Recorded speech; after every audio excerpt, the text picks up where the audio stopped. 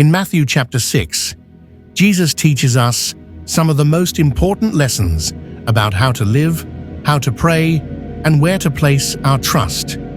These verses are not just spiritual advice, they are instructions for peace, purpose, and a real connection with God in our everyday lives.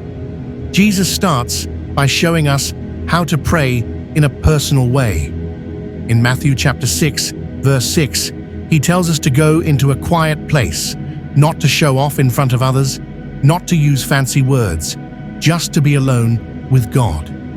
It's in that quiet space, away from noise and distraction, where God sees our hearts. He reminds us that the most powerful prayers are often the ones no one else hears. This is where real faith is built, not on a stage, but in silence.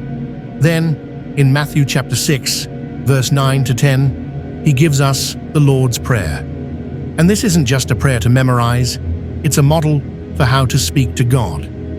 Jesus begins by honoring God. Our Father in heaven, hallowed be your name. It reminds us that we're talking to a holy, loving Father. When we say, your kingdom come, your will be done, we're saying, God, not my plan, but yours. It teaches us to surrender, to trust, to believe that God's plan is better than our own, even when we don't understand it. Next, Jesus speaks about forgiveness. In Matthew chapter 6, verse 14, he says, if we want God to forgive us, we have to forgive others too. This isn't always easy. Some people have hurt us deeply, but holding on to bitterness keeps us stuck. Forgiveness doesn't mean forgetting. It means letting go and letting God heal. When we forgive, we make space for freedom in our hearts and in our relationship with God. Later, in Matthew chapter 6, verse 24, Jesus talks about something we all struggle with, choosing between serving God and chasing money or possessions. He says, we can't serve both. Why?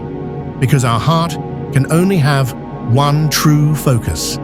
If we're consumed by chasing wealth, we lose sight of what really matters. But when we put God first, our lives become more meaningful, more steady, more grounded. And that leads to one of the most powerful promises Jesus gives us. Matthew chapter 6, verse 33.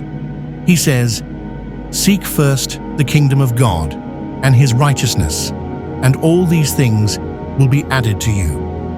What does that mean? It means don't worry about everything else. Don't let fear of the future consume you. Instead, put God first, in your decisions, in your time, in your heart, and He will take care of what you need. Not always what you want, but what's best for you. In simple words, pray in secret, trust God's plan, forgive others, choose Him over everything, and He will take care of you. That's the heart of Matthew 6. And if we truly live by it, we'll find peace this world can't give, and purpose that doesn't fade.